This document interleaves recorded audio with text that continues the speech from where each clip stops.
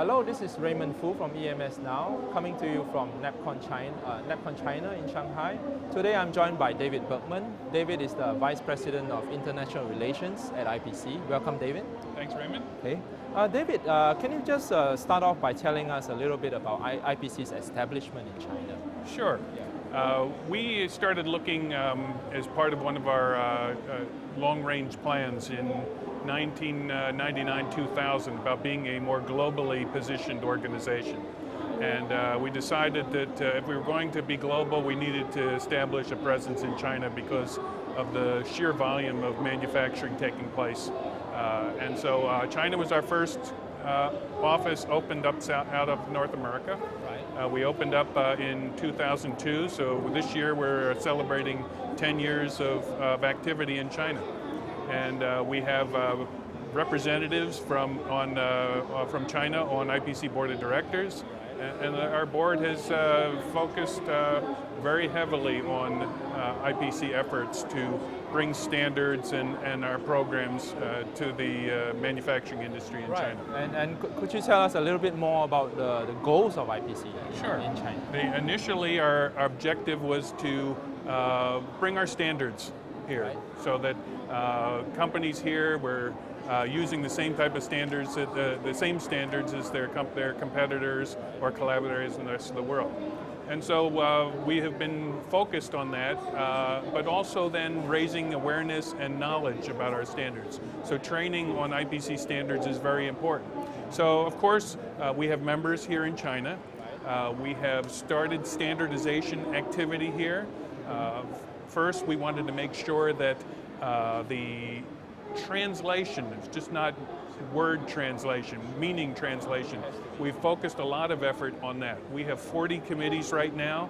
We have all of our most popular standards have been translated into Chinese. And so now we're working on some of the less known ones that are of interest to certain key industry segments. So we get involvement from the consumer companies, from the defense-related industries, and so a lot of interest.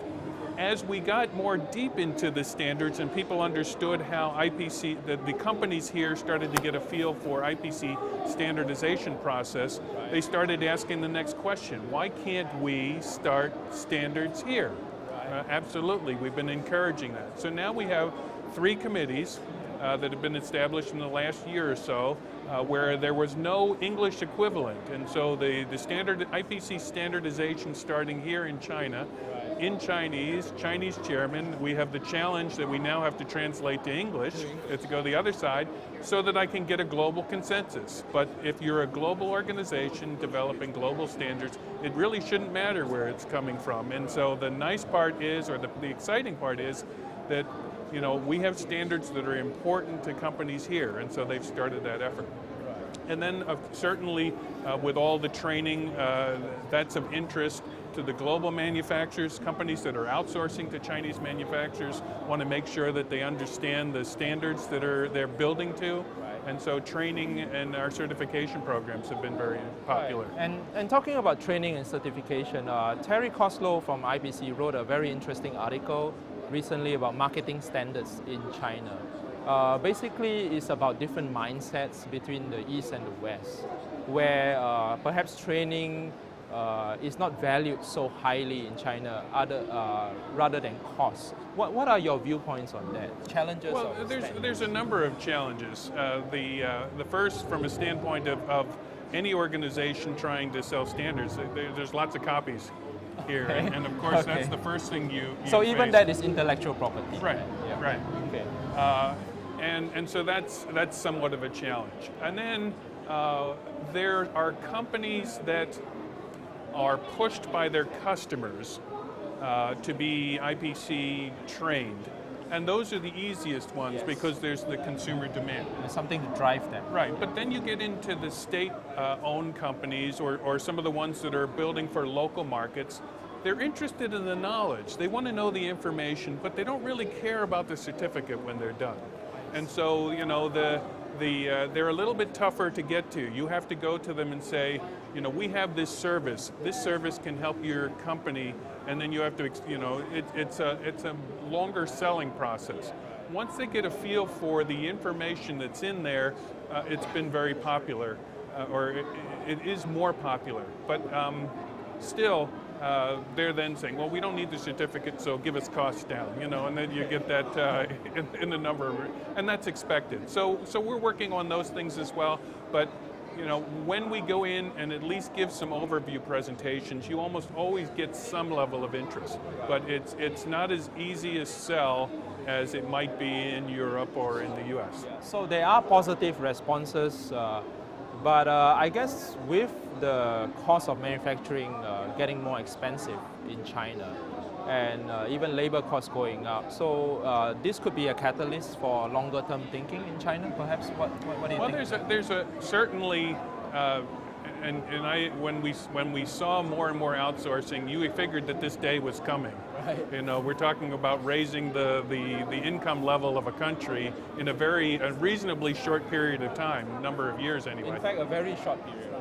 Right, and so, you know, the labor force, I mean, is still huge, even though people are complaining that they can't get employees, but it's still, there's lots of people here too. I heard that turnover is pretty quick over here. And you know, that's a big problem right now, because if you go in, you know, if you look at on the flip side of the folks that have been in the U.S., many of these guys have years and years of experience. The gray hair guys that are, you come over here and it's the young kids and they turn over, and that's caused some problems because there's the institutional knowledge that is seen in some of the companies. You know, these guys turn over, and the next guy comes in and says, you know, why are we using this particular flux and this particular you have to start paste? everything again. Well, yeah, and that can lead to your reliability. I mean, I know that a number of companies have been bit because that knowledge disappears. Somebody says, I can save some R&B on a flux.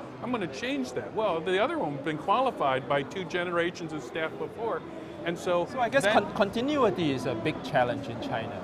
I think so. I think so, and I think you know, and that's going to be a struggle for the people, because you know, we talked a little bit about quality issues, and you know, I'd heard another one. You know, throughput is you want throughput. Push. The more you get through, the more you get paid. Well, the processing windows.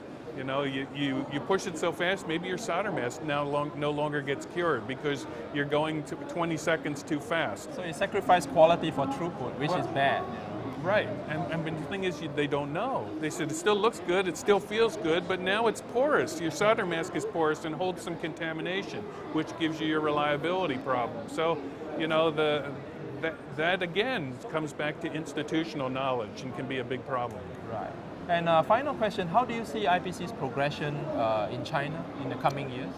It's exciting. You know, we have been celebrating our 10th anniversary, which I mentioned earlier. You know, I wrote a speech for our dinner that we had the other day. In 2001, I'd never been to China. Last year, I spent a third of my life here. Now you're living here, aren't you? Yeah. 30% of our staff now is in China. We had no offices and no employees. We have 30 employees and 5 offices. And so,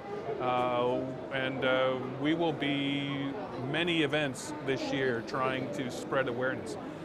China is of extreme importance to IPC Board of Directors. Their companies are here and they want IPC to be here in a big way. I see our staff growing in the next couple of years. We'll probably double again. So I think you'll see us here for a very long time. Well, thank you, Dave. I wish you and IPC continued success in China. Thank you very much. Thank you.